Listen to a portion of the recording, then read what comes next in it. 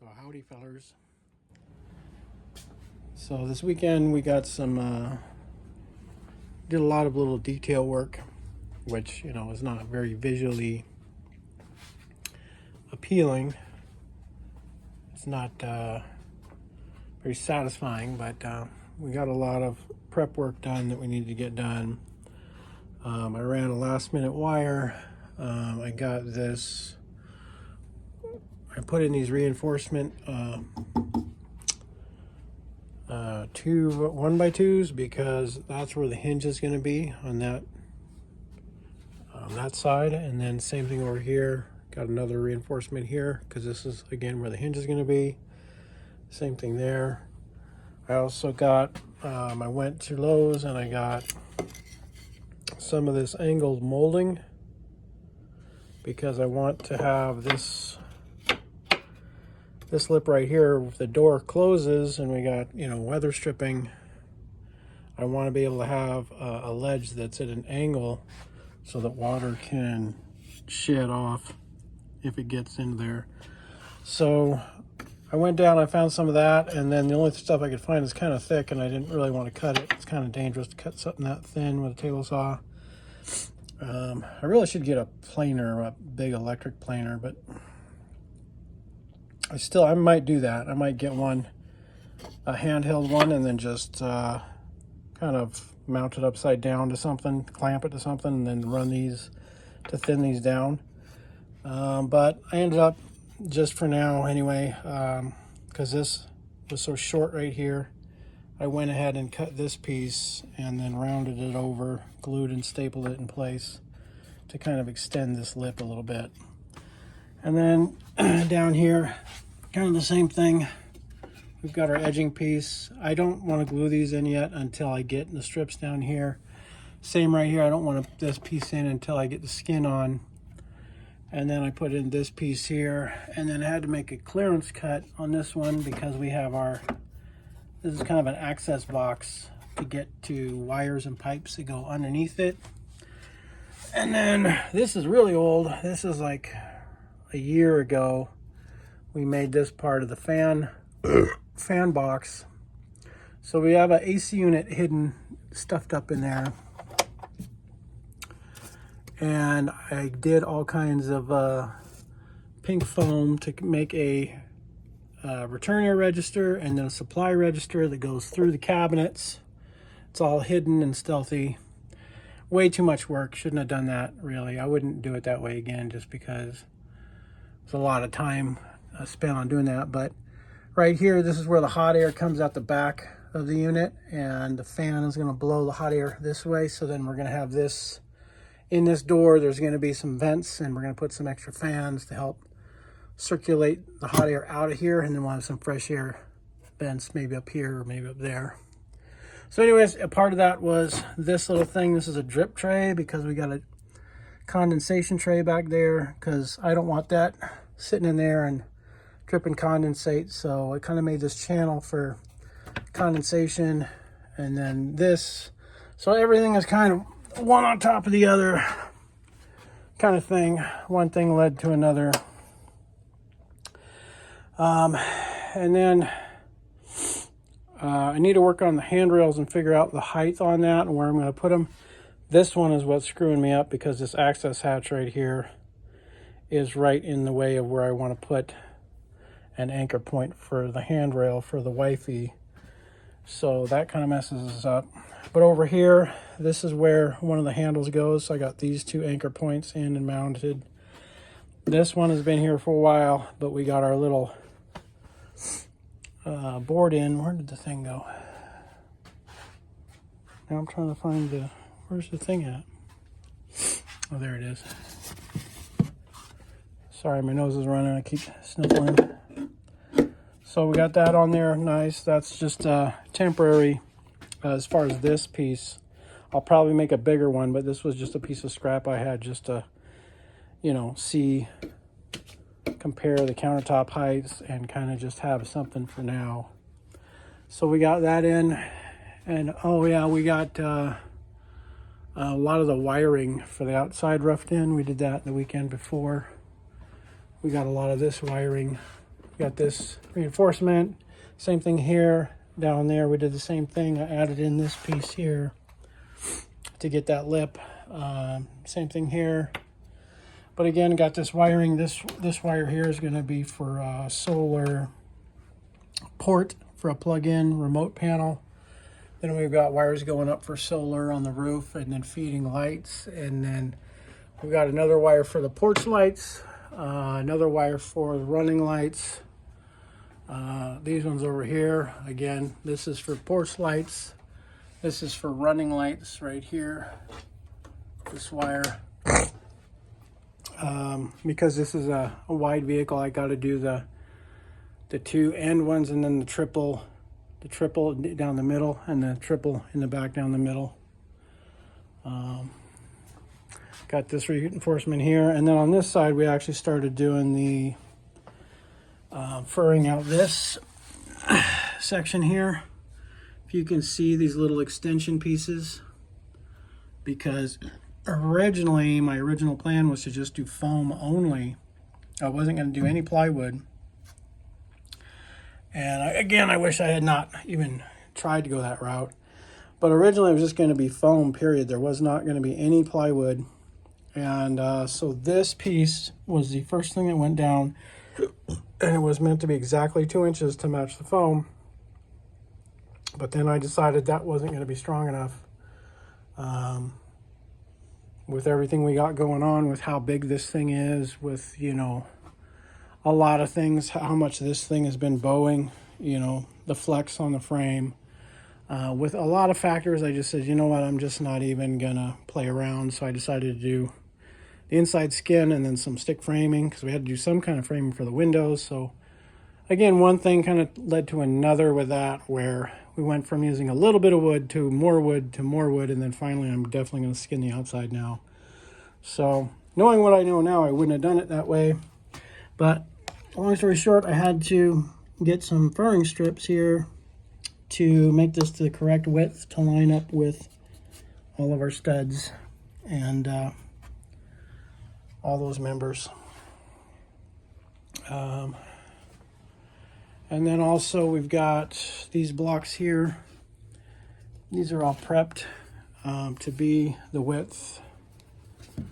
They're a little shallow. Some of them are a little shallow. But these are prepped to be the right width for the handrails that are going to go on the outside for the wifey. One will be about right in here, or maybe right in here somewhere. So we've got those. And of course, we do have these.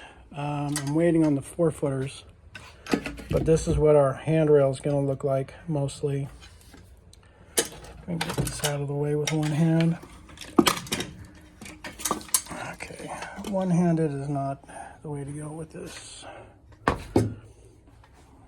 So we have these mounts. I made these two. I'm going to just show that real quick. So we made these. This is something that's going to get glued. Probably just like that, really. And then same thing with this one. I tried it 2 different ways to see. But anyways, that's going to mount like that. So that'll be one handhold for the wifey. And then this railing here is going to go there to do more of those little tables. So we'll have this one will be a little longer right in here. We've got a little more room here above the wheel well. So we'll have the handrail and we'll have the table.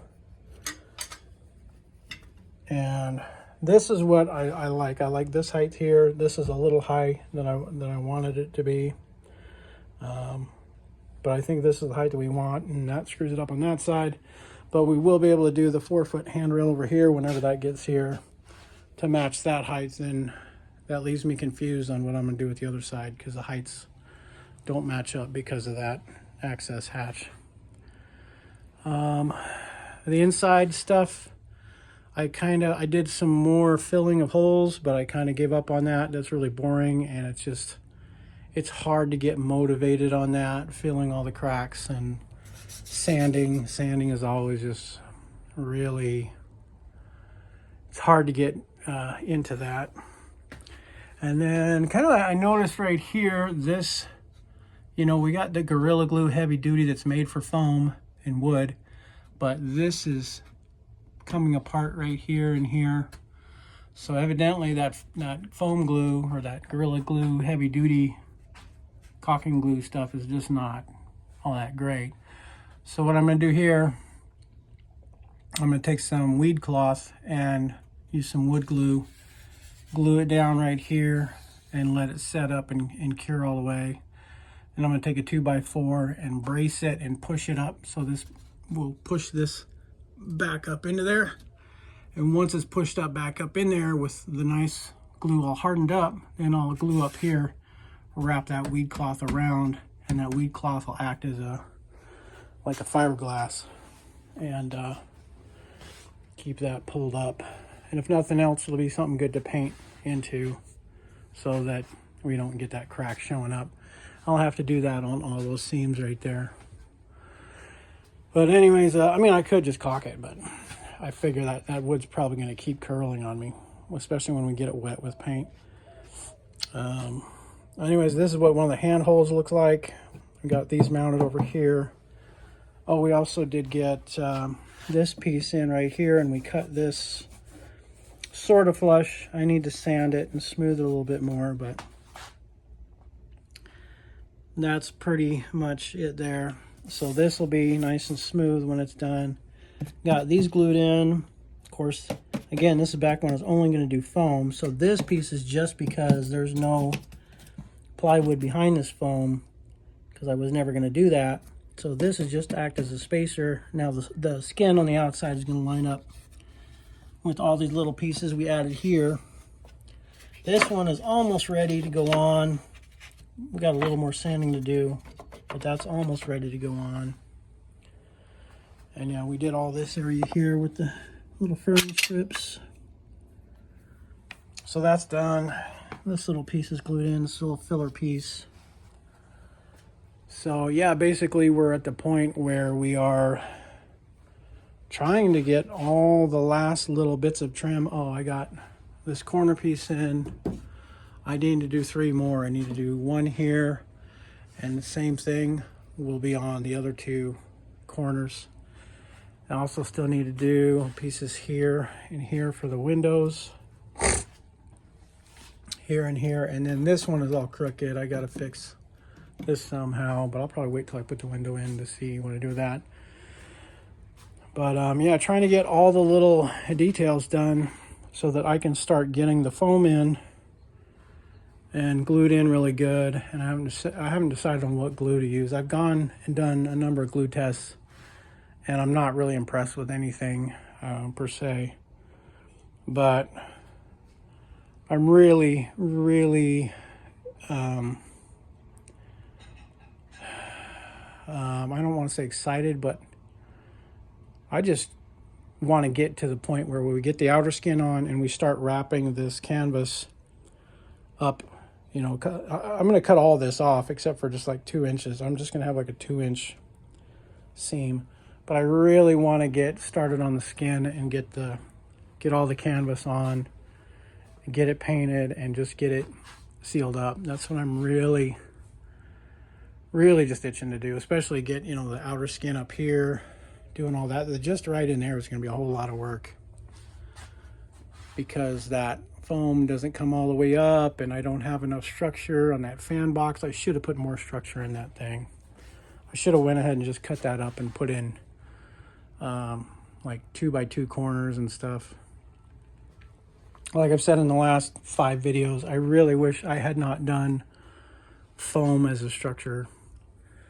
I mean, I've seen campers where people do it and it works great and they have a lot of success with it, but it's really a pain to work with and waiting for all the glues to dry and all that. It would be so much faster if I just done the thin plywood and 1x2s for everything, because literally those cabinets went up in minutes and it's so much easier to work with, so much faster, and I think a whole lot stronger. And you can screw into it, you can add to it. You know, if you need a backing piece, you just slap in a piece of wood in the back and now you have something to screw into, where this stuff, the foam, you've got to be very strategic and plan out, okay, now I need to carve out a little piece and stick in a piece of wood back there, and it's not